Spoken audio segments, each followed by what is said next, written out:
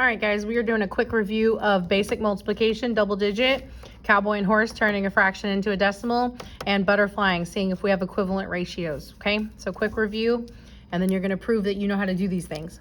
So our first one, multiplication. We have 23 times 16, okay? We stack them, and then we just put the longest number on top. In this case, they're the same. They both have 2 digits. So we're gonna start by multiplying our 6. If you need to, you can draw your turtle head. Okay, we're focusing on the 6, we're ignoring the 1. 6 times 3 is 18, 8 carry the 1. 6 times 2 is 12, 12 plus 1 is 13. And we're done with the 6, so he gets a collar. Okay, and he loves us so much, our pet turtle, that he drops an egg, lays an egg, or drops a 0. Okay, we get rid of our carry, and now we're focusing on the 1 only. 1 times 3 is 3, 1 times 2 is 2. Once we've done both digits, then we can add them together. 8 plus 0 is 8, 3 plus 3 is 6, and 1 plus 2 is 3.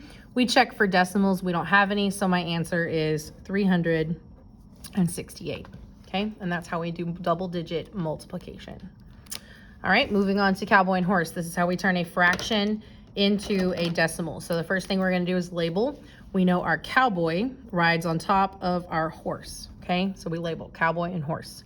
We know that when he goes home, the cowboy lives inside, the horse stays outside. Boots, hat, donut, donut. Remember, in 6th grade, you will never need more than 2 donuts.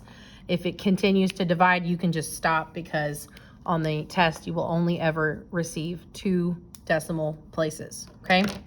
So let's divide this one out. We have a 3 and an 8. So I'm gonna draw my division house. My 8 is my horse, and my 3 is my cowboy. Boots, hat, donut, donut. I go ahead and I draw my blanks. There is a line above the 3, then decimal above decimal, line above the 0, line above the 0, okay?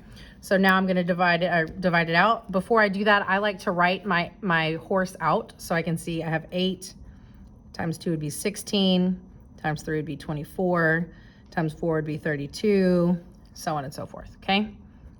So that's just to help me reference. So I'm gonna divide. 8 does not go into 3, so I put a 0 above the 3, but it does go into 30, and that would be 1, 2, 3 times. 3 times 8 is 24. I subtract. When I subtract, I'm gonna need to borrow.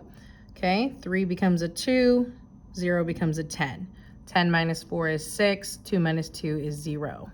I'm not done dividing, so I bring down my 0, and 8 into 60. So I didn't write out enough 8s. So 8 times 5 is 40, 8 times 6 is 48, 8 times 7 is 56, and 8 times 8 would be 64, okay?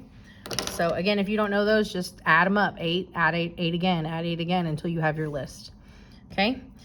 So 8 goes into 60, looks like 7 times. 7 times 8 is 56, okay? Then I have a 4. I do have a leftover remainder. Like I said, in this test, you're really gonna be able to stop at 2 decimal places. There's really not a whole lot on 6th grade STAAR where you're gonna need 3. But just for the purposes of this notes video, we'll go ahead and add that extra 0.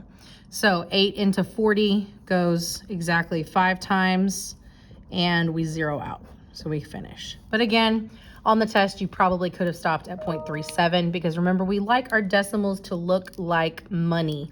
So I would rather it be 37 cents, okay? I would rather it look like money, 2 decimal places, 37 cents.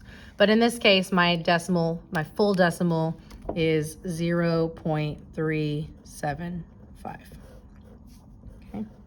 And that's how we turn a fraction into a decimal. All right, and then the last thing that we're doing here is the butterfly method, and this is where we see if fractions are equal to other fractions. So instead of having to simplify or reduce, we can just use our answer choices and butterfly them to see which one comes out equal, okay? So in this case, the first thing I want to talk about is if the top or the bottom changes, then the whole thing has to change. Okay, so A is immediately wrong, because in this question it says 12 out of, and remember, when we see the words out of, that's a fraction. So 12 out of 15 is literally 12 over 15. Okay, that's what that means. When you see the words out of, that means make a fraction, okay? So 12 out of 15 is 12 over 15. And then from there, we can just butterfly. So we're looking to see which one is equivalent or equal. Again, if the top number is the same, the bottom number has to be the same. So in this case, 12 over 15, obviously the 12s match, then the bottoms have to match too. So this is an automatic wrong answer because we wouldn't have a matching top and not a matching bottom, okay? So then we rewrite it again, 12 over 15. So you can see none of them match, so let's go ahead and butterfly those and see what we got. So in this case, we have 12 times 3, which is 36, and we have 15 times 2, which is 30. Okay, those are not equal, so this is not an equivalent ratio, but we can tell that this fraction is greater, right? 36 is greater, so if I was using an inequality, this would be the greater side. So this is not an equivalent ratio. So then let's try the last one. So I write my 12 over 15 again, just next to my answer choice. Okay, and I just check, they don't match. So then I'm just gonna butterfly again. And I've got 12 times 5, which is 60, and 15 times 4, which is 60. We can see those come out equal. Therefore, C is an equivalent ratio. All right, and that is how we quickly do multiplication, cowboy and horse, and butterfly.